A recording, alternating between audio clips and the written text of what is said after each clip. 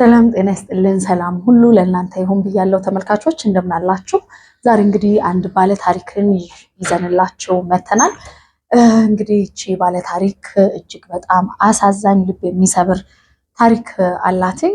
እንዲሁም ደግሞ ታሪኩ እናንተን ያስተምራል ብለን ስላመንበት እሷን ልናናግር የተቀመጠችበት ሆቴል ድረስ መተናል። ታሪኩ ምን ይመስላል የሚለውን ደግሞ አብረን የምንከታተል ነው የሚሆነው። አብረን እንሂድ።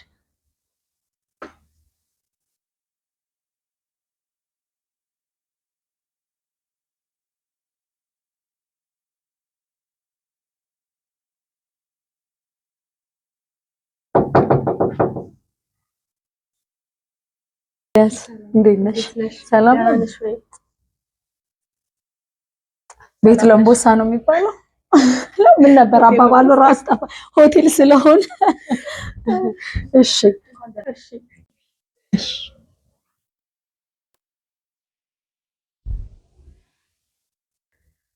ሰላም እንዴት ነሽ ቪቫ?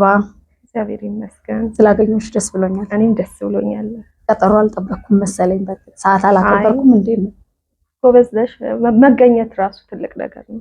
በጣም ነው የማመሰግነው። ይሄን ታሪክሽን ሰዎች ይማሩበታል፣ ይጠቅማል ብለሽ እንደዚህ በድፍረት ፊት ለፊት ወጥተሽ ለመናገር ስለፈለግሽና ስለጋበዝሽን በጣም እናመሰግናለን። እኔም አመሰግናለሁ። ከስምሽ እንነሳ እንዴ? እሺ። ቪቫ ለየት ያለ ስም ነው። አዎ፣ ጣሊያንኛ ነው። ኦኬ። አባቴ የመንግስቱ ወታደር ስለነበር መንግስቱ ኃይለማርያም መንጊን ስለሚወደው መንግስቱ ቪቫ ይባላል። በዛ ምክንያት ነው ቪቫ ያለኝ። ይወጣልሽ።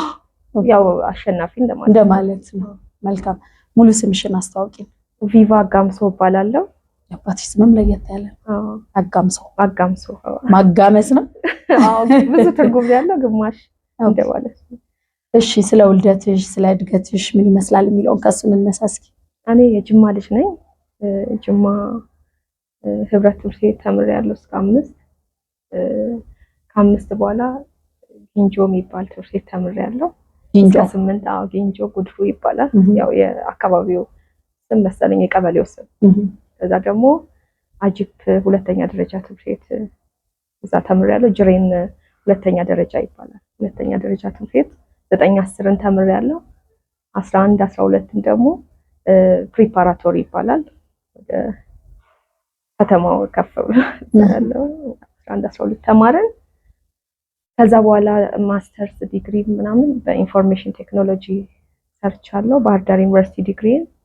ማስተርሴን ደግሞ በስሪሳይ ስኩል እዚሁ ገርጂ አካባቢ ኢምፔሪያል አደባባይ አለፍ እዛ ነው የተማርኩት።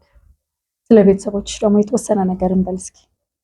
እድገትሽንም በዛው አንችልኝ። ቤተሰባችን ብዙ ነን። አባታችን ልጅ ስለሚወድ ብዙ ልጆች ከእናታችን 12 ነው የተወለዱት። በህይወት ያለነው 8 ነን። ደግሞ እንደገና ሌላ ሚስት አግብቶ እናታችን ከሞተች በኋላ 4 ልጆች ወልዷል። ሌላም ደግሞ ከሌላ እናት ከኔ ጋር እኩያልም አለ አንድ ልጅ ደነቁ የሚባል። ስለዚህ ብዙ ነን። ወደ 13 አሁን አለን። 13 አለን ማለት ሰፊ ፋሚሊ ነው። አዎ። እንዴት ነበር የልጅነት ጊዜሽን? ምን ታስታውሻለሽ? እድገትሽ የተለመደ ያው እንደማናችንም ሆነሽ ነው ያደግሽው? በምን መልኩ ነው ያሳለፍሽው? በጥሩ ሁኔታ ነው ቤተሰብ ያሳደገኝ። ማለት የሆነ ከልጆች መሃል እኔና አንድ አረጋኸኝ የሚባል ትልቅ ወንድማችን ሁለታችን ነን በጣም የምንወደድ። ከሴት እኔ ከወንድ እሱ ማለት ነው። ብቸኛ ሴት ነሽ እንዴ? አይደለሁም፣ ግን መሃል ነኝ። ይወዱናል። ከመሃል ምንድነው ለየት ያለው ለእናንተ? ለምን ተለየ?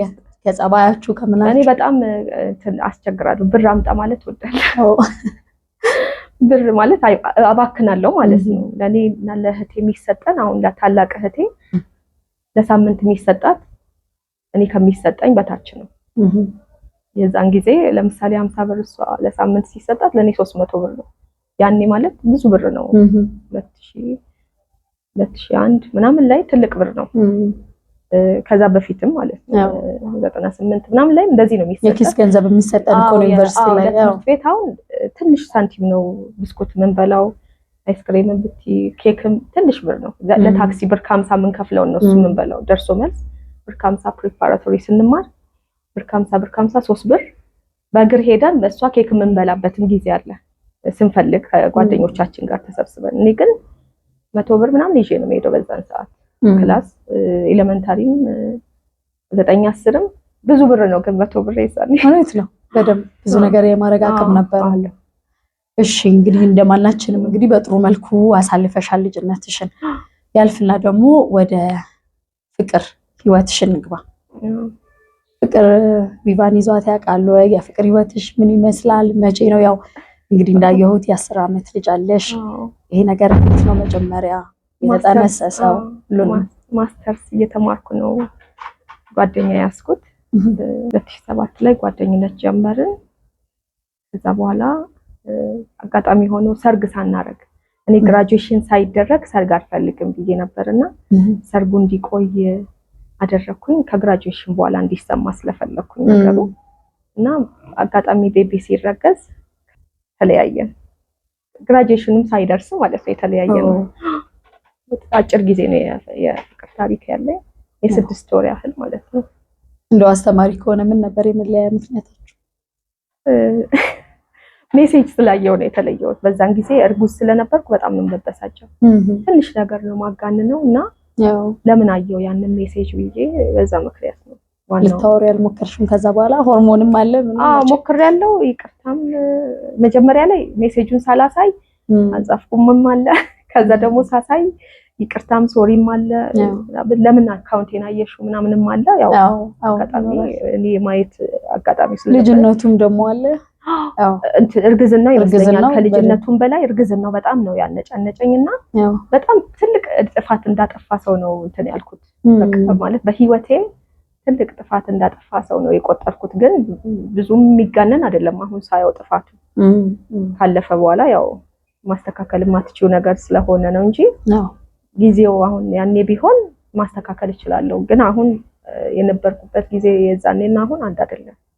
እና ወደ ቤተሰብሽ ተመለሽ ወይስ እንዴት ሆነ ህይወት ከዛ በኋላ ከተለያያችሁ በኋላ? ከተለያየን በኋላ እንዳልኩሽ ትምህርት እየተማርኩ ነበር። ልደታ ኮንዶሚኒየም ነው ቤት የነበረኝ የኔ ቤት። የሱ ቤት ደግሞ ልደታ ኮንዶሚኒየም ነበር። ቤተሰብ እንዳይሰማ ስለፈለኩኝ ቤቴ አጠናለው እውላለው። እሱ ቤት ነው የምናድረው። እሱ ቤት ወደ ኦሮሚያ ቢሮዎች ጀርባ ወደ ደንበል አካባቢ ነበር።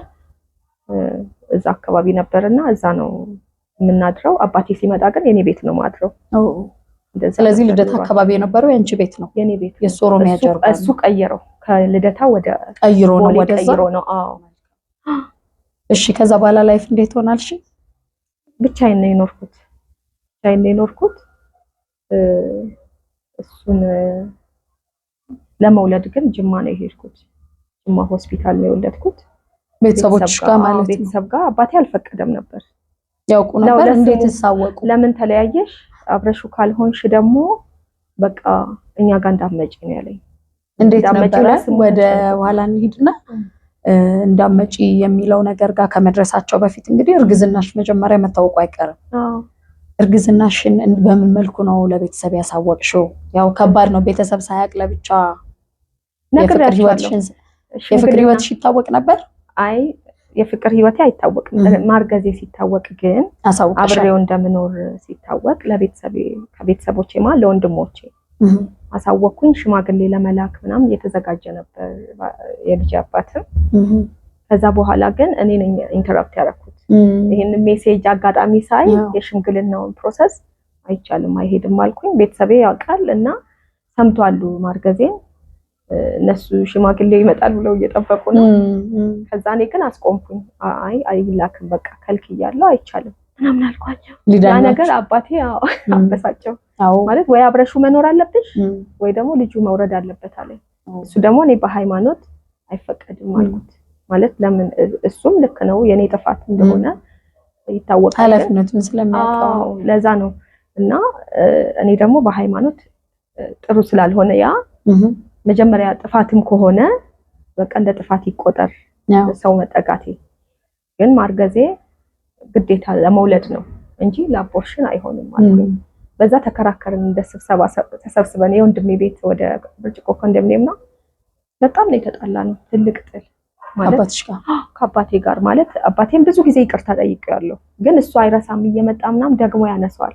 በቃ ከዚህ በላይ አንተ አላጠፋህም በልጅነት ምናምን አልኩት አነሳው ታሪክ እንዲያውም ያነሳውለት ታሪክ የኔ ኩያ እኮ ልጅ አለ እናቴ እያለች ወልደሃል ብዬ ምናምን ታጠፋለህ አንተም ወጣት በነበርክበት ሰዓት እኔም አጥፍቻለሁ ስለዚህ ቀለል አድርግ ምናምን ብዬ በጣም ተቆጥቼ ነው ያልኩት ለምን አቦርሽን የሚለውን ነገር እንዴት ይላል እሱ ሃይማኖት የተማረ ሰው ነው በሃይማኖት የሚኖር ሰው ነው እንዴት እንደዚህ አማራጭ ተወስዳለህ ምናምን ብዬ ለስሙ ስላስበለጠ ለምን እንደዛ በሚለው ተጣልተን ነበር መጀመሪያ ላይ ሽማግሌ መላክም ስለነበረበት ደስ ነው ያላቸው ቀጥሎ ግን ተጣላን ነው በጣም የከበዳቸው ያንን ለመቀበል እምቢ አለ ፋዘር እና እኔ ግን እሱን አናግሬው በቃ ቤት እንዳደርሺ እንዳመጭ ምናምን ብሎኝ ማለት ነው እዚሁ የሆነች ጓደኛዬ በዚህ አጋጣሚ መቼም አረሳት ቤተሰብ ባይኖረኝ መታረሰኝ ናት እሷ ማለት እኔ አረሰሻለሁ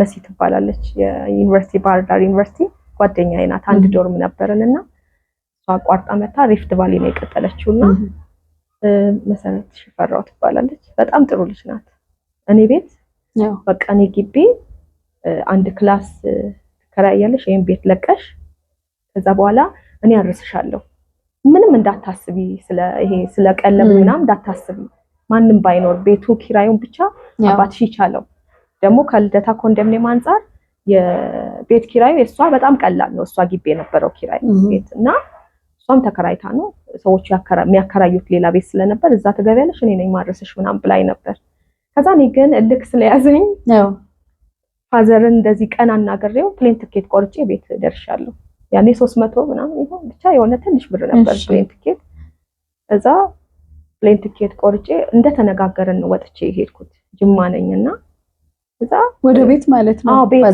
ፋዘር ጋር ሳይሆን ፋዘር ሌላ ቤት ነው ያለው ሚስት ስላገባ ወጥቷል የሱ ቤት ሌላ ነው ሁለት ቤት ነው የምንኖረው ሁለት ቦታ ተከፋፍለን ሌላም ቤቶች አሉ ግን የልጆች ቤት አለ የአባታችን ቤት አለ የልጆች ቤት ነው የእናቴ ቤት ማለት ነው እናቴ ከአባቴ ጋር ትኖርበት የነበረ ቤት እዛ ሄድኩኝ አጅፕ አካባቢ ነው ከዛ ደወለ ባገልጋይ አስደወለ ሳሚ የሚባል አገልጋይ አለ ሳሚ ቫይብሬት ነው ምንለውና እሱ ሲደውል እስቲ ላገኝሽ ላውራሽ ምናምን አለኝ እዛ ነው ጅማ ነኝ ያልኩት ጧት እኮ ተነጋግረናልና እኔ ከሰዓት በኋላ ጅማ ደርሻለሁ እና በጣም ተበሳጨ ፋዘር አብሮት ነበር አላወኩም ፋዘር አብሮት ነው በቃ ወይኔ በቃ ጭንቅላቱን ይዞ ነው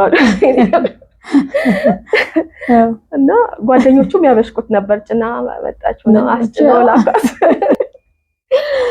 በጣም ነው እና በቃ ብቻ እሱን ለማበሳጨት ሳይሆን በቃ ማለት ግድ ነው በቃ መቀበል አለበት እና በዛ መሃል ደግሞ ትልቅ ወንድሜ በጣም ነው አመሰግነው እሱ መውለድ አለብሽ ቤት ከኛ ጋር መሆን አለብሽ ከዚህ ከሄድሽ አለኝ መሲን እንግዲህ አናግሪያታለሁ እሺ ብላኛለች እሷ ጋር ለመመለስ ነው እኔ ሐሳቤ የሆነ አውርተን እንድንመለስም ነው ግን ልክም ስለያዘኝ ነው ይዩ እንዲያውም እና ከዛ አንቺ ከኛ ከሄድሽ በቃ ሁለተኛ እህት ያደለሽ ምናምን ሲለኝ ለሱ ብዬ ነው እዛ ጅማ የወለድኩት አክስቴ ናት ያረሰችኝ የእናቴ እህት ዘነቡ ትባላለች በጣም ነው ማመሰግናት እግዚአብሔር ነው ያዘጋጀልኝ እሷም አጋጣሚ ልጇ እዛ 12 እና 11 ፕሪፓራቶሪ ለመማር ከሌላ ክፍለ ሀገር ከኦሮሚያ ክልል ራቅ ካለ ቦታ መታ እዛ እሷ የነበረችበት አካባቢ 11 12 የለም እና ስለዚህ ልጄን አስተምርልኝ ብላ ፋዘርን ስትጠይቀው አባቴ ደግሞ ሰው በስቷል ቤት ማስተዳድረው ኢኮኖሚም አቅሜም ያነሰ ስለሆነ አልችልም አላት የሱ ቤት እንድትሆን ወይም እኛም ጋር እንድትሆን የሱ ፍቃድ ይፈልግ ነበር ከዛ እኔ ደግሞ ሰው ፈልግ ነበር የሚያርሰኝም አብሮኝ የሚሆን የሚያግዘኝ ቤተሰብ ቢኖርም አያግዙኝም እነሱ የራሳቸው ነገር አላቸው እና እሷን በቃ እኔ ጋር ካልተማረች አልኩት ፋዘርን ሄጄ ፋዘር አይቻልም አለኝ ለኔ ከዛ አማላጅ ላኩበት ብርጭቆ ኮንዶሚኒየም ያለው ወንድሜም አጋጣሚ ለክሶ ሄዶ እዛ ነበር እና እሱን ላኩበት ሂድና ንገረው በቃ እሷ ከኔ ጋር ትሁን ያክስቴ ልጅ ማለት ነው የእናቴ እህት ልጅ ናት እና እሷ ከኔ ጋር እንድትሆን ይፈቀድልኝ ስል ሄዶ ወንድሜ ሲያናግረው እሻለ እሷ ናት በቃ ሌላ ትባላለች በጣም ነው የምወዳት እግዚአብሔር ዘመኗን ያለምልመው ተንከባከበችኝ አረሰችኝ የሚያስፈልገኝን ሁሉ ልጅ ወልጄ ተኝቼ ያገዘችኝ እሷ ናት ሌሎችም ብዙዎች ቢኖሩ ማለት ጊዜ ሰጣ በቃ ከኔ ጋር ለመሆን የወሰነች ሴት ናት በጣም ደስ ይላል። እናቷንም እሷንም አመሰግናለሁ በዚህ አጋጣሚ። መልካም ይደርሳታል ብዬ አስባለሁ። እንግዲህ በዚህ አጋጣሚ ደስ ይላል። እሺ አሁን እንግዲህ ወደ ይዲዲያ እየመጣን ነው። ይዲዲያ ተወለደ ማለት ነው። መቼ ነበር? 2008 ላይ ተወለደ። 2008 ላይ 3 ወር እስኪሆነኝ ጅማ ነበርኩኝ። ከጅማ ተመለስኩኝ ወደ አዲስ አበባ። ከ3 ወር እስከ 8 ወር እዚህ ደግሞ ቆየሁኝ። ለመውለድ ነው የሄድኩት። ወለድኩኝ ተመለስኩ 3 ወር ሲሆነኝ። እሺ ይዘሽው ማለት ነው? ይዤው ተመለስኩኝ። 3 ወር ሆኖኝ ከተመለስኩ በኋላ እስከ 8 ወሩ ድረስ ወደ 5 ወር አካባቢ ይሄ ጀሞ 2ን ተሻግሮ በድልድይ የምትሻገር ቤተክርስቲያን አለ። እዛች ጋር ነው ቤቴ የነበረው። ጀሞ 2 ተሻግረሽ ቤተክርስቲያኗ ጋር እሷ ጋር ነው ቤቴ። እዛ ኖርን እስከ 8 ወሩ ድረስ። ጥሩ ነበር የኖርነው፣ ጥሩ ግቢ ነው። ከዛ ግን አባቴ መጣና ወደ ሐዋሳ እንሂድ አለኝ። ፕሮግራም አለ ሱራፌል የሚባል አገልጋይ አለ ሐዋሳ ላይ የሚያገለግል፣ እዚህም አሁን ጀምሯል እና እንሂድ አለኝ። እህቴን ይዞ ነው የመጣው። አብረን ሄድን። ከዛ በኋላ ሐዋሳ እኔ ቆየሁኝ ለ1 ወር ያህል ቆየሁና ቤቢ የት ነበር? ቤቢን ይዤው ሄጄ የ8 ወር ነበር እዛ። የ9 ወሩን እንዲያውም ቀኑን ቆጥረን በቃ እዛ ደርሰን ማለት ነው 9 ወሩ ልደት አይነት ጊዜ ደርሶ ከዛ ወደዚህ ተመለስኩኝ። እዛ ዘመዶች ነበሩ በአባታችን በኩል ያክስታችን ልጅ እሱ ቤት ነበር ያረፍነው። እዛ ቆይተን ስንመለስ ከወር በኋላ ቀጥታ ወደ ጅማ ነው የሄድነው። ቤቱን እዛ አልቀጠልኩበትም። ወጣሁኝ ወደ ጅማ ሄድኩኝ። ጅማ ብዙ ጊዜ ለማረፍ ነው የሚሄደው ማለት የቤት ኪራይ ሲያሰቃየኝ መራብ አለ። እስከ 8 ወር ብዙ ጊዜ ተርቤያለሁ እኔ። ከ3 ወር ሆኖት መጣሁኝ እስከ 8 ወር።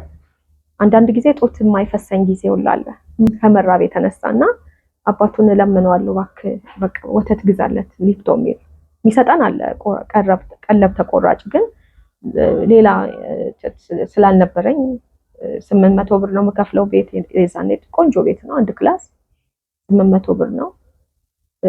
ከዛ ደግሞ የቀረው 1200 ምናምን ለቀለብ ማለት ነው። እንደዚህ ብቻ አጭር ትንሽ ብር ነው፣ አይበቃኝም እና ሊፕቶሚል መግዛት አልችልም። 200 ብር ነበር ሊፕቶሚል ወተት፣ የልጆች ወተት 230 ምናምን፣ እሱንም መግዛት ያቅተኛል። እና ሲያቅተኝ አንዳንድ ጊዜ ሲርበው የእንትን ወተት ስገዛለት ያሟል፣ የላም ወተት ያሟል፣ አይችልም። በቃ ለምኗል አባቱ ያመጣል፣ ወይ ደግሞ እግዚአብሔር ሆይ በቃ አዘጋጅለት ስል ሰው ገዝቶ ይሰጠኛል። ሳልጠይቀው ይገዛ ሰው አለ በዚህ መሃል። አንዳንድ ጊዜ እንደዚህ አጋጣሚ የሚገዛልኝ ጊዜ የሌለኝ ጊዜ ጡት የሌለ ጊዜ ማለት ነው። እና ሙሉ ጡቱን ጠብቶ ይሄ ጡጦን ጨርሶት በአፍንጫው የሚፈስበት ጊዜ አለ። የዚህን ያህል እንቸገራለን። ከዛ ችግር ለመላቀቅ ነው ወደ ቤተሰብ ጋር ሄድኩት ማለት ነው። ጅማ ሲሄድ ግን ከ9 ወር በኋላ ይራመዳል ቤቢ ማለት 5 ወር ምናምን ላይ እቃ ይዞ የሚሄድ ነው። 9 ወሩ ላይ በእግሩ ወዲያው ትንሽ መንገድም ቢሆን እንዲች ይሄዳል። ወንድማችን ነበር ስፖንሰር የሆነን ትልቁ ወንድማችን ካፍቴሪያ አለው።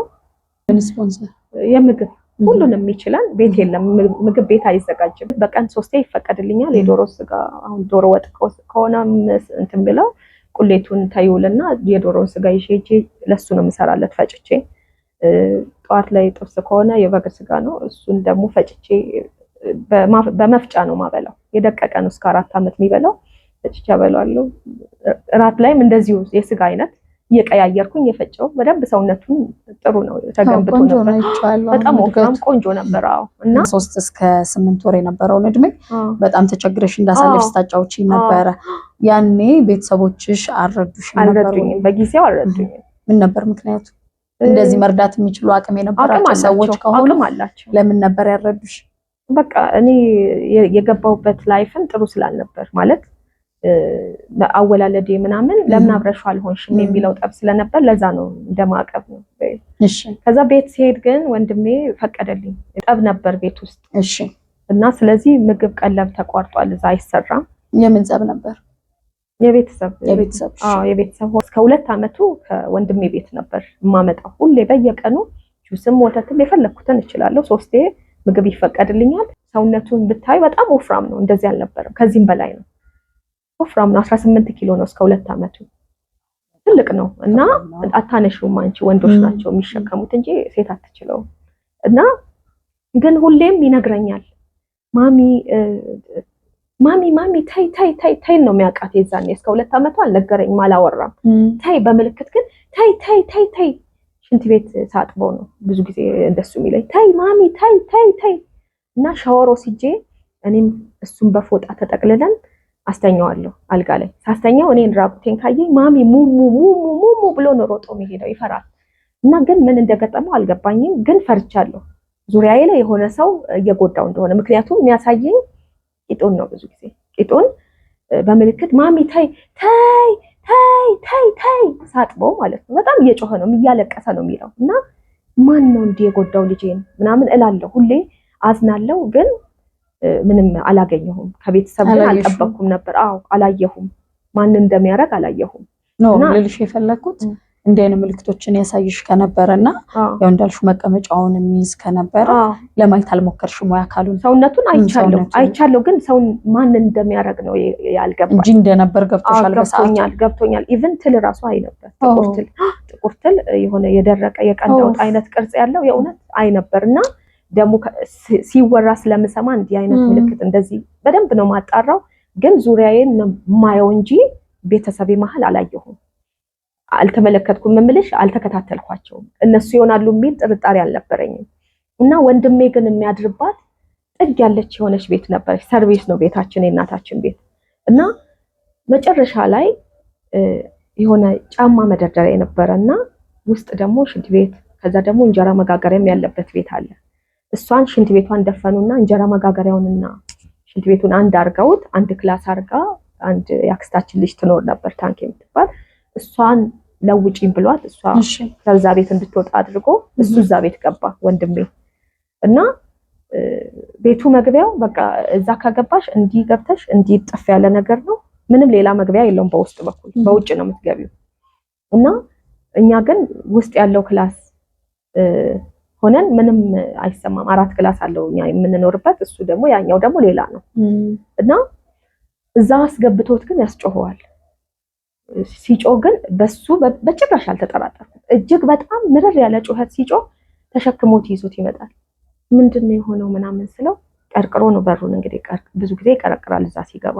ኮምፒውተር አለው ብዙ ነገር የሚጠቀማቸው ነገሮች ስላሉ እሱን ነካብኝ፣ ለዛ ነው የገረፍኩት ምናምን ይለኛል። እኔ ደግሞ ልክ ነው መግረፍ አለበት አጎት ስለሆነ ብዬ በሁለት ዓመት ያልሽኛለሁ። አዎ ይሄ ከ9 ወር እስከ 2 ዓመት ባለው ጊዜ ብዙ ጊዜ እንዲህ አይነት ነገር ገጥሞኛል። በዛ እድሜ ሲቀጣሉ እንዴ ይገረፋል። እሱ ደግሞ በጣም ነው የሚያበላሽባቸው። ይሄ ሰዓት ይፈታል፣ ምርር ነው የሚያደርገው። ቧንቧ ይፈታል፣ ይሄ የሻወር ቤት መርጫውን ይፈታል፣ የሆነ ነገር ሁሉን ነገር ነው የሚፈታው። ስለዚህ ምንድነው ልጅ እስከ 3 ዓመት ድረስ ሳይንሱ ላይ ማለት ብትገርፊውም አያቆም አያስታውስም። የማስታወስ ችሎታው እንትን ስለሚል ደግሞ ማድረጉ አይቀርም። ከ4 ዓመት በኋላ ነው ሳይንስ የሚለው የመሰለኝ ቅጣት ስለመሰለኝ ምንም በቃ አጠፋ ይቀጣ። ምክንያቱም ሁሌ ውድ ሰዓት ገዝተው ይፈታባቸዋል፣ የሆነ ነገር ይፈታል። ሁሉን ነገር ስለሚፈታ ይቆጣው። አዎ መፈታታት ይወዳል። እና ምንም አልመሰለኝም ማለት ቅጣት ነው ብዬ ስላሰብኩ፣ ግን በሌሎችን ነበር የምፈራቸው ሰዎች እፈልግ ነበር። ማን ነው እንዲህ የሚያደርገው የሚለውን በጣም እፈልግ ነበር፣ ግን ሰው አላገኘውም። እስከ 2 ዓመቱ አላገኘውም። እነሱም እሱን ቤት ለቀው ደግሞ ወደ ሌላ ቤት ገቡ። አባታችን ይኖር የነበረበት የኛ ቤት ገቡ። አባቴ ወደ አዲስ አበባ ሙቭ አረገ።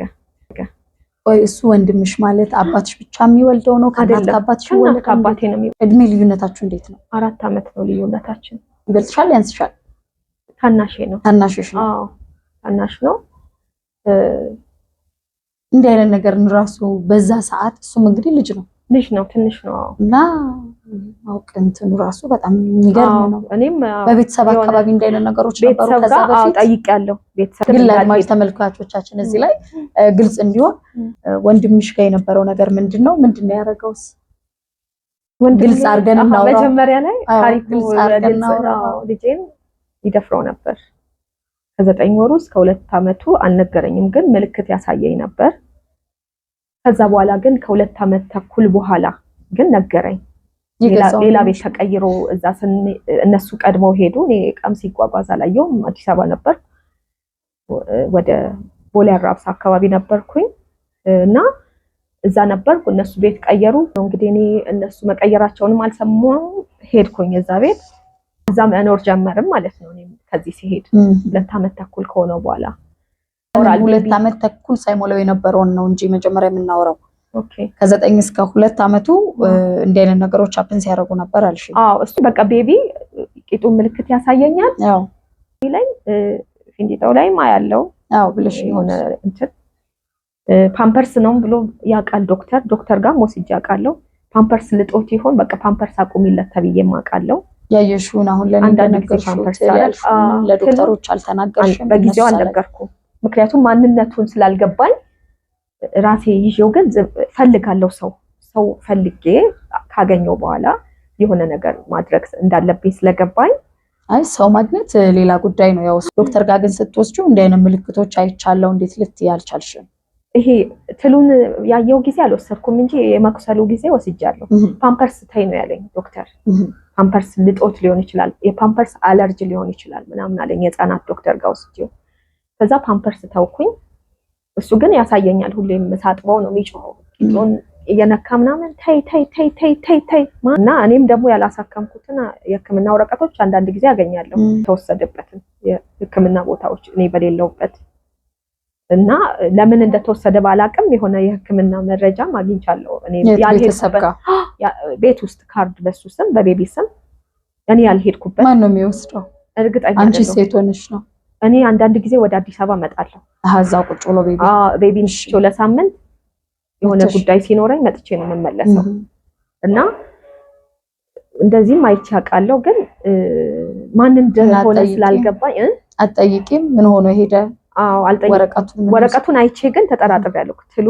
ከዚህ ጋር ይገናኝ ይሆን ለምን ጠቆረ ትሉ ከለሩ ራሱ መጥቆሩ ለምንድን ነው ትሉ እንዲከስም ነው የተሰጠው መድኃኒቱ ምንድነው ብቻ ግን እጠራጠራለሁ እንጂ ማን አረጋው የሚለውን እርግጠኛ ሆኜ ማየት አልቻልኩም ከዛ በኋላ ግን እንዳልኩሽ 2 ዓመት ከ6 ወር ሲሆነው ደግሞ ተመልሼ ወደ ጅማ ሄድኩኝ ያኔ 2 ዓመት ልደቱን አክብሬ ወደ ጅማ መጥቻለሁ 2 ዓመት ተኩል ሲሆነው ደግሞ ተመልሼ ሄድኩኝ 2 ዓመት ተኩል ወይ ከዛም በላይ ይሆናል 3 ዓመት አልሞላው መኖር ሲጀምር ቤቢ ያወራል ማውራት ይችላል እና ነገረኝ በግልጽ ማሚ አቢ እንጨት ከተተ ቂጤ ውስጥ እና እንዲ ቂጡ ላይ ያሳየኝ ቂጡን ከፍቶ እንዲ ያረጋኝ ቂጤ ምናምን አለኝ በጣም ተናደድኩኝ ወዲያው ይዤው ሄድኩኝ ሆስፒታል ጅማ ሆስፒታል ይዤው ሄድኩኝ እና ዝም ብሎ እንደ ጨዋታ ነው ነገርሽ ወይስ ታሞ ደርሰሽ ነው እንዴት ነው አልቅሷል ፊቱ እኔ ግን ጧት ስለምተኛ አልሰማው እና ያለሽ ነው እንደዛ እኔ ተኝቼ እኔ መኝታ ክላስ ተኝቼ እሱ ወጥቶ ነበር ቤቢ መኝታ ክላስ አልነበረም እና ደግሞ ቀድሞኝ ነው ሁሌ የሚነሳው ሰራተኛዋ ስላለች ምግብ ተሰጣዋለች በዛ ተዋቸዋለሁ እና ነገረኝ ይዤው ሄድኩኝ ብር አልነበረኝም 100 ብር ቀጮ ሲጭኝ ብዬ የሆነ ሱቅ ለምን እንደሆነ አልጠየቅኳትም አልነገርኳትም ስለምታበድረኝ ሌላም ጊዜ ባለ ሱቅ ናት በቃም መበደራለሁ ክሬዲት ምናምን ወስድ ነበር ያኔ እና 100 ብር ላስቸግርሽ ብዬ 100 ብር ይዤ ወደ ጅማ ሆስፒታል ሄድኩኝ እና ወዲያው እንደሄድኩኝ ዶክተሩን ይልኝ ልጄ እንዲ ምልክት አሳየኝ ነገረኝ እንዲ መታኝ በእንጨት ነው ያለኝ እንጨት ከተተብኝ ቂጤ ውስጥ እና አስጮኸኝ አፌን ይዞ ምናም ብሎኛል በትራስ አፍ ነው ይላል አፌንም ይዞ ይላል ብዙ ነገር ነው የሚለው ከዛ ስለው መረመረው ማን ነው እንዲያረጋው አለኝ ያው ስለማንነቱ አልፈልግም አልኩኝ ማንነቱ ባይነገር ደስ ይለኛል ግን ልጄን አክምና ደና እንዲሆን አድርገው አልኩ ከዛ አየውና እንደውም ከልጅነቱ እንዴ ተጠቃልሽ ነው ልጁ አለኝ ቤቢ አየና እሱ እንግዲህ በሐኪም እንዴት እንዳየው አላቅም አጥንቱን እንዲገልብጡ አስተኝቶት የህክምና ቦታው አልጋላ እሱ ያስተኝቶት የቦን ስትራክቸሩ ራሱ ልክ አይደለም ተከፍቶ መሰራት አለበት ምናምን ሲለኝ እኔ ቆሞ ከሄደልኝ በቃኝ ሌላ ነገር እንዲከፈት አልፈልግም የኦፕራሲዮን ለቦኑ ምናምን ለይሄ ላጥንት እንዲ ኦፕራሲዮን ይፈልጋል ምናምን ሲለኝ አይቻልም ማለት አይሆንም እንደሱ እሱን አልፈልግም ግን ይሄ ቂጡ ላይ ያለውን ብቻ እንዲሻለውና ይሄ ትል ይፈጠራል እንዳይጎዳው እሱን ነገር ተከላከልልኝ ምናምን አልኩት ችግር የለውም አለኝ ግን ማን ነው ሲለኝ መናገር አልፈለኩም። ለምን አባቱ አይሆንም ነው ያለኝ ዶክተሩ። ለምን አባቱ አይሆንም መጠየቅ አለበት። ከዛ ነገርኩት ወንድሜ ነው ምናምን። እሺ እንግዲህ አሁን ሆስፒታል ሄድሽ፣ ከዛ በኋላ የልጅሽን ውጤት ሰማሽ፣ ማን እንዳደረገውም ጭምር አወቅሽ፣ ወንድምሽ እንደሆነ ደረስሽበት። ከዛ በኋላ በቀጥታ የወሰድሽው እርምጃ ምን ይመስል ነበር? እኔ መጥቼ በጣም ተበሳጭቼ ለእህቴ ያወራኋት ማለት እኔ ህግ ጋር ማድረስ ፈልጋለሁ፣ ግን እሱ አባቴ ይሄንን እንዳደረገ እንዲወራበት አይፈልግም። ልጄን እንደደፈረው ቢወራ ከተማው ላይ በጣም እንደሚከብደው ስለሚገባኝ ስለማቅ ባህሪውን እንዳይወራ ስለፈለኩኝ ፖሊስ ጋር ባላደርሰው ብዬ አስቤ ነበር። ራስሽ ማለት ደግሞ ዲፌንድ አድርጌዋለሁ። ዶክተሩንም ተከራከርኩት ማለት እኔ ልጄን አክማ አድንልኝ እንጂ አልፈልግም ሌላ ነገር። ደብቀሻል መጀመሪያ እና እሱም እንዲያዝ አልፈልግም አልኩት። ከነገርኩት በኋላ ማንም ቢሆን አባቱ ቢሆን መያዝ አለበት ሲለኝ እንትን አልኩኝ። ወንድሜ ነው ብዬ ስነግረው ከዛ ማንም ቢሆን መያዝ አለበት፣ ኢቭን አንቺ አሁን አላሲዝም ካልሽ እኔ አንቺን ካስሻለሁ ትጠየቂያለሽ፣ አንቺም ኢቭን ምክንያቱም ደብቀሻል ይሄንን ነገር ሀይድ በማድረግሽ አንቺ ትጠየቂያለሽ ነው ያለኝ። እና ከዛ በላይ አልተከራከርኩትም። ዶክተሩን ተመልሼ ወደ ቤት መጣሁኝ። ለእህቴ ግን ነገርኳት፣ እንዴት እንዲያረጋል ብዬ ማለት ነው። በጣም ተበሳጭቼ ነው ነገርኳት። እሷ ግን አላመነችኝም። ግን ወሬው ደርሷቸዋል። እንዴት ነው ላታምንሽ የቻለችው? የልጅሽን ሁኔታ አታይም? አንቺስ እጅሽ ላይ አልነበረም የሕክምና ማስረጃ? አያረግም በሚለው እሱ ምክንያቱም የቸርች አገልጋይ ነው፣ ቸርች ውስጥ የሚታወቅ ነው። የኛ ፋሚሊ ሁሉም አገልጋዮች ናቸው፣ ወንዶችም ሴቶችም በብዛት። ከዛ የተነሳ በባህሪውም ደግሞ ታዛዥ ነው። ቤት ውስጥ ለአባታችን ሲታዘዝ ነው የምናውቀው። እንዲህ ነገር ያጠፋል የሚል እምነት የላትም በሱ ላይ። እኔን ነው እንዲያውም ውሸታም አድርገው ያዩ ነገር አለ፣ ሐኪም አክሞታል ምናምን ብልም አላመኑኝም። እንዲያውም እኔን አገለሉኝ፣ ከቤቱ ሁሉ ነው ያገለሉኝ። እስካሁን ድረስ በሱ ምክንያት ብዙ ጓደኞች አይቀርቡኝም። ውሸቷን ነው፣ ስም ታጠፋለች፣ ውሸት ነው የምታወራው እያሉ ጓደኞቻችን በብዛት ከኔ ጋር የተማሩ ቸርች ውስጥም ያሉ ርቀውናል። ሙሉ ፋሚሊ እኔን ውሸታም ስላደረገኝ። በሌላ ጊዜም እንደዚሁ አባታችን አብረሽ መኖር ከፈለግሽ እንዲያውም አውሪ ነው ያለኝ። ውሸት ነው ያወራሁት ብለሽ አውሪ፣ ከኛ ፋሚሊ ጋር መቀላቀል የምትፈልጊ ከሆነ አለኝ። እርቅ ይቅርታ ጠይቂው ምናምን ይቅርታ በላት አንተ ምናምን ብሎ የሆነ ቀን ብዙ ስብሰባዎችን በሱ ዙሪያ አድርገናል። ከዛ በኋላ ቆይቶ ማለት ነው አባቴ ሳይሰማ እንግዲህ ብዙ ረጅም ጊዜ ቆይቷል። ልጄ ተደፍሮ እኔ ላይ ውሸት ብለው እንትን ብለው በቃ እዛ ቤት መኖር እንደሌለብኝ ከዛ ቤት እስከወጣ ድረስ ግን የእህቴ ክላስ ሆኜ ተጠንቅቄ ለማሳለፍ ሞከርኩኝ። ወጣሁኝ፣ ወደ አዲስ አበባ ተመለስኩኝ። ከዛ በኋላ በሌሎች ጊዜያቶች ሲሄድ ግን አባቴን በቃ አንዱ ክላስ አንዱ ቤት አንዱ ግቢ በፊት ለቀው የመጡት እነሱ አንደኛው ቤት ልጆቹ ለቀው የወጡት ማለት ነው። የእናቴ ቤት ሲከራይ ኪራዩን ለኔ ስጠኝ እና ኪራይ ከፍላለሁ አዲስ አበባ ላይ በሚለው ተስማማን። የነገርኩት ልጆቹ ጋር መስማማት አልቻልሽም ነው ያለኝ እንጂ ታሪኩን የሰማ አልመሰለኝም። እሱ አልነገርኩትም። እኔ ሌጋሊ ለሱ እኔ ሄጄ ለአባቴ እንዲያረጋብኝ ልጄ ምናምን አላልኩትም። ግን በቃ ከነሱ ጋር እኔም መኖር አልፈልግም፣ እነሱ መኖር እንደማይፈልጉ ይላሉ ማለት ነው። 2011 ላይ ዘግተሽ ወጣሽ። ከዛ በኋላ 2013 ነው የተመለስኩት ለአባቴ ነገርኩት ሌጋሊ ያልሽ። እስከ 2013 የነበረው ግንኙነታችሁ ምን ይመስላል? ስትወጪስ ወደ አዲስ አበባ መልሰሽ ስትመለሺ አትደዋወሉም? በመሃል ለምን ሄድሽ? የለም ቢሄድም ማለት ነው እንዳልኩሽ አሁን ለጉዳይ ነው የሚሄደው፣ ለሆነ ጉዳይ ሄዳለሁ። ሲሄድ ሆቴል ነው የምቆየው። በመሄዴ ደስተኞች ናቸው እነሱ። ስለዚህ ጥያቄም አያነሱም። ግን ማለት አባትሽ ስላልነገርሽው ብዬ ነው። አባቴ እኔ በአፍላፍ አልነገርኩትም፣ ግን መረጃው የደረሰው ይመስለኛል። ልጆቹ ከአንቺ ጋር መኖር አይፈልጉም ይለኛል። ለእንግድነትም ደግሜ ሲሄድ ማለት ነው ከ2011 በኋላ ሲሄድ እንደሰማ ይገባኝ ያኔ ነው 12 መጨረሻ ላይ መሰለኝ 12 መጨረሻ ላይ ቤት ተመልሼ ሲሄድ በቃ እንዳትገባ ምናምን አለ ፋዘር። ቤት እንዳትገባ ቤት እሷ እንዳትገባ ምናምን በጣም ተዋከቡ። ከእህቴ ደውላ ምናምን ከነሱ ጋር ታወራለች። ከዛ ለኔ ነገረችኝ። ያንቺ መምጣት ደስ አላለውም ፋዘር እንድትመጪ አልፈለገም ቤት እንዳትሆኚ ተወስኗል አይነት ነገር አለች። ስለኝ እኔ ይምጣ አልኳት። ወይኔ በቃ ቤቱ ሊረበሽ ነው እንዲህ ነው የሚሉት። በቃ በጣም አጋነው በቃ ቤቱ ተበጠበጠ አንቺ ምክንያት ተበጠበጥን ምናምን። ማን ነው በጥባጩ ማን ነው ተበጥባጩ? እግዚአብሔር ይፍረደው። ግን እንደዚህ ስትል እኔ ተረጋግቼ እኔ ነኝ የተበደልኩት። እንዴት ለሱ ቦታ ይሰጣል የዚህን ያህል ለወንድሜ? እሱ ተከብሮ እኔ ደግሞ እሱ በሰራው ስራ ሳይወቀስ ቤተሰብም ምንም አይነት እንትን ሳይሰጡት እኔ ደግሞ ለምን ገባሽ ለእንግድነት እንኳን ለምን አረፍሽ ምናምን ነገር ሲሉ አዝኛለሁ። ደግሞ ዲፌንድ አደረኳት። አልሄድም የትም ሌላ ቦታ ስትሄደሽ ይዳሪ ምናምን አለችኝ። የትም አልሄድም። ይምጣ። ሌሊት ተጉዞ መጣ ፋዘር አዲስ አበባ ወደ ጅማ እኔ መምጣቴን ሲሰማ።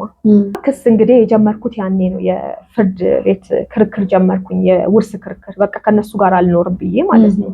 12 መጨረሻ ላይ ነው እና ውጪ ያለኝ ጠዋት መጥቶ ለምን መጣሽ ምናምን አለኝ። እኔ መጣሁት አጋጣሚ ሆኖ የሆነ ባለስልጣን ደቡብ ምዕራብ ነው የሚባለው አሁን ተርጫ የሚባል ሀገር ላይ የደውሮ ሀገር ነውና የአባታችን ሀገር ነው ወደዛ እና እዛ ስራ ነኝ ብሎኝ ነው አልነገርኳቸውም ለምን እንደሄድኩኝ። እሱ ስራ አለ ብሎኝ ነው ቹቹ ይባላል እዛ አስተዳደር ነገር ነው እዛ ላይ እና እሱ ነኝ ብሎኝ ለመሄድ ነው የመጣሁት። ፋዘር ግን ለመጣሽ ምናምን አለኝ ጠዋት ላይ ሲለኝ የመጣሁት ቤቴ ስለሆነ ነው አልኩት። ከዚህ በኋላ እዚህ ቤት መኖር የለብሽም መኖራችን አለኝ ሲለኝ ምክንያቱን አልዘረዘረውም እና እኔ ለምንድን ነው የተከለከልኩት አልኩት። ከዛ ሰው ጠርቼ ልምጣ ስብሰባ እናደርጋለን ከዚህ ቤት መውጣት አለብሽ አለኝ። እሺ ብዬ ጠበቅኩኝ። ሰዎችን ሰብስቦ መጣ። የሱ ጓደኞች እና እሱ የሚቀርባቸው ሰዎች ደግሞ በላይነሽ የምትባል አንድ ዘመድ አለች ወታንጎ ይባላል የሱ ጓደኛ ነው። ዲፌንድ አደረኳቸው ማለት ለምን ምክንያቱ ምናምን ስል 50 ሺህ ሰጥሻለሁ ፈርመሽ ውጪ ያለኝ። ከዛ 50 ሺህ አይደለም ወስደው ግን በፍርድ ቤት እንከራከርበታለን ችግር የለውም ወንድሟን እንዲህ ያለችው ነው አለ። ከዛ በዛ ሰዓት እኔ ደግሞ አዎ እንዲያርጎብኛል ሕክምና ሄጃለሁ ሐኪምን ማጣርቶታል ዶክተሩ እንዲያውም በቃ ከፖሊሱ ጋር ይሄን ይዘን እንሰራለን እዚህ ሴክሹዋል ቫዮለንስ የሚባል ቲም አለ ጅማ ዩኒቨርሲቲ ውስጥ ከነሱ ጋር እንሰራለን ምናምን አለኝ። እኔ አልፈልግም ብየዋለሁ ግን ሰውየው የጻፈውንም ዶክመንት ኦልሬዲ አጥፍተውታል ይሄንን ማን እንዳደረገ እነሱ ያውቃሉ አልኩኝ። ቤተሰቦቼ መሃል ያለ ሰው እንዳደረገ አውቃለሁ ምክንያቱም ፓወር አላቸው አቅም አላቸው ጅማ ላይ እነሱ እና አባቴ በእነሱ ፊት ሲጠይቅ እኔ ደግሞ እሱ ብቻ ሳይሆን የገረመኝ አልኳቸው ልጄን እሱ መድፈሩ ብቻ ሳይሆን እሱንስ ማን ነው እንዲያስለመደው ይጣራልኝ እንዲያው መጠየቅ መበርበር ያለበት ርዕስ ነው ብዬ አልኩኝ። አልፈለጉም። ከዛ በኋላ በቃ ውጪ ሻንጣሽን ይዘሽ የመጣሽው ምናምን አሉኝ። ሆነ ሽማግሌዎቹ ምን አሉ? ፋዘር ነው ያለው። ሽማግሌዎቹ አለቀሱ ማለት ያያዩሃቸው እንባቸው ምናምን እየጠረጉ ነበር። ውሸት ነው እውነት ነው ምናምን አላሉ። ግን በቃ ወስደሽ መስማማት ከቻላችሁ ወስደሽ ትያለሽ አይነት ነገር ነው ያሉት። ከነሱ ጋር ነው እሱ ስለሆነ ያመጣቸው የሱ ሰዎች ናቸው የፋዘር ናቸው። ሰላም ለማምጣት ያላቸው አማራጭ ይመስለኛል እኔ እንደወጣ ነው። እኔ እወጣለሁ ችግር የለውም አልኳቸው። እንደዛ ሆኖ ስብሰባው እንደዛ ተደመደመ። ጀመርኩ ከ2012 ጳጉሜ ነው ይሄንን ስብሰባ ያደረግነው ጳጉሜ ወር ላይ። ስብሰባው እንዳለቀ ፍርድ ቤት ነው የሄድኩት። ፖሊስ ጣቢያ መጀመሪያ ሄድኩኝ። ተመልካቾች ቀደም ሲል እንዳልነው እንግዲህ የቪቫ ወይም የባለ ታሪካችን ታሪክ በዚህ አላበቃም። ነገር ግን በጉዳዩ ላይ ይመለከተኛል የሚል አካል ካለ ለማስተናገድ ፈቃደኞች መሆናችንን እየገለጽን በቀጣይ ክፍል ደግመን እስከምንገናኝ ቸር ያሰማን።